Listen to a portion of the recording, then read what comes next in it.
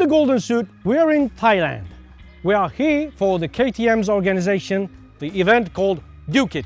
Now, we have the whole family.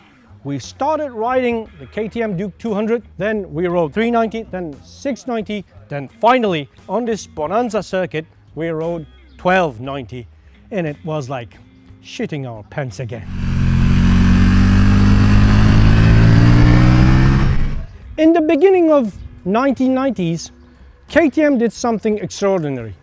They made this bike, KTM Duke, the first generation. According to some rumors, Mr. Gerhard Kiska personally took a bottle of wine, Italian one I think, and then he took a machine, scissors in his hand, and cut an existing enduro bike into this. And then the history begins of Duke. Now, this is the fourth generation. There have been made plenty of changes on this bike, from suspension to injection mapping, from double spark plugs to different swing arms. Everything has changed. Now finally they released the 690 stunt version, which is quite handsome bike. Now, for the small ones, KTM is a company that is run by some lunatics who are riding motorcycles. They listen to customers, and the biggest concern of customers were about the seat, which changed now, about the hand grips, about the brakes, and also for the Asian countries, these protection for radiators. Now, they listened to all the concerns and problems of the customers and changed all of these. This is quite an achievement. Now, if you own a KTM or planning to buy one, now don't hesitate to send them an email telling your problems. They'll probably listen to it. They made all these changes, including these turn signals, which are more harder to break, and it's still maintaining the same price. Now that's good news for the young people who are planning to buy this thing. And for the 390, there has been a major change. You know, this has an engine of nearly 44 bhp at the back wheel. When we downshift, it was like jumping on track. So they added a slipper clutch for this thing, and I think for the time being it is the smallest bike to have a slipper clutch on the market, and it is now much easier and comfortable to ride. They also changed and tweaked the suspension settings on this thing, and also the tires changed, which is quite a welcome change, because personally I do hate Metzeler K5s. You know, this has now Pirelli Rosso 2, which is quite good.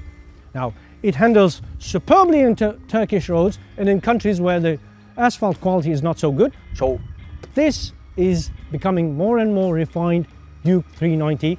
And I thoroughly recommend this one. This is the perfect balance for the starting people. For the 690, there's a myriad of alternatives and accessories for this bike. You can still ride it on touring, you can ride it in town, you can have it your fun on track. It is, how to say, in the middle where you can put whatever you want and not at a great price. So this is much more for the clever guy who is planning to buy a bike, a bigger bike, after the small one. And about Superduke. Now, when we were listening to the press conference yesterday night, they told us when they built the Duke 1 in the 90s, it was like an asteroid which fell on the Earth, like a meteor. Now, and they called the Superduke the second asteroid to fall on Earth. Nobody knew what it was going to handle like, or what it was going to look like. So the first generation was a direct descendant from the adventure bike, but this bike is developed with a MotoGP and racetrack genius, Mr. Jeremy McWilliams. Let's listen to him now. Mr. McWilliams, can you please tell us your story of development this bike, the Superduke? Early on in the development, well, the very early stage of development, they asked me to come along and ride the bike and give my opinion. Yes, of course, it was, the basic concept was there. I was very impressed with the bike. The bike was everything it is now with the 1300cc engine, but the geometry was a little different, and the The swing arm wasn't the last. The chassis geometry, yes? The geometry, the chassis was the same, but the geometry wasn't. So we were asked between myself and the R&D department to help develop the bike, and really we went along with WP suspension, the R&D technical crew and myself, and we spent the next 6 or 8 months working on the bike, you know, finding a tire that suited the bike best. You know, we tried everything. We also tried to change the geometry one way or the other, the seating position, the ergonomics a little bit, the bar height, really most things that you add on to the bike. Obviously the bike was there, the chassis was fixed and the swinging arm was fixed.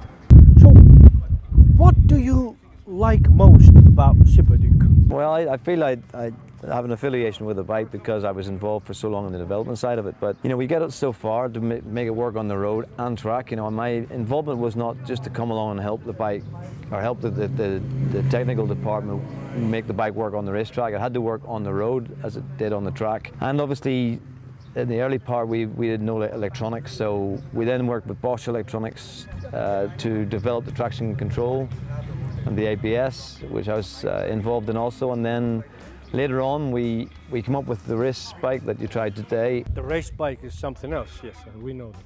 Which really is, I mean, it's this bike, but there are add-on parts. So you've got suspension, exhaust, a little bit mapping change for throttle response. Which is a right handful, that bike. Yeah, I mean, it's noticeable. It's 12 horsepower more with the exhaust system, but the... Only with the exhaust or also the map? No, the map has nothing to do with it. It's a standard bike with just the exhaust system. So you get 5 Newton meters and 12 horsepower. More. Which is already too much, in our opinion, but anyway. I mean, it works well. You were riding it all right earlier, I don't... So, what would you like to tell to Turkish audience? No, I've only been once in Istanbul. I remember it being quite a busy city, maybe a difficult city to ride a motorbike in, but my involvement has changed quite a bit from racing to helping with the development riding, and it's quite a new thing for me to get involved in. You know, I worked with the adventure also with the 1190 firstly on the traction control, and then on the 1290 on the semi-active suspension. So there's lots of new things for me to be doing, which kind of keeps me interested and keeps my passion to ride, you know, going, because I kind of need to be on the ball if I'm asked to come along and help develop the bike. So if I can ride, I ride at every opportunity. Maybe that's a better thing, you know, from my point of view, to give advice to other riders is to ride more and more, as much as you can ride, because the more that we ride even here today on the circuit, you can see how much easier it becomes. If you only ride once every, you know, once a month or whatever, it's difficult to do what we were doing today at such a high level. Jeremy McWilliams diyor ki bol bol sık sık motosiklet sürün. Bak bu kısmı çok önemli. Ne yaparsanız yapın. İstanbul'da bulundum. Evet, orada motosiklet sürmek zor. Ama siz ne yaparsanız yapın. Bol bol motor sürün diyor. Okay, thank you very much, Mr. McWilliams. KTM Duke series. From cradle to grave, you can have whatever you want. These are lunatic bikes. They are different from the pack. They are different from everything you might see before. And the company which is building these things are listening to bikers' concerns and problems, because everybody working in that company are bikers. They are from us.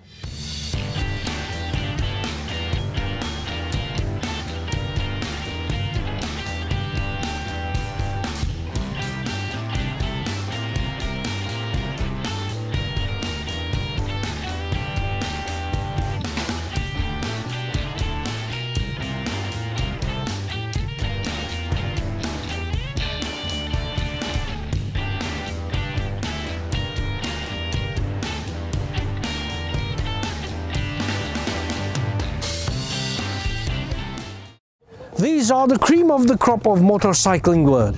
These bikes are endowed with each and every accessory you can think of.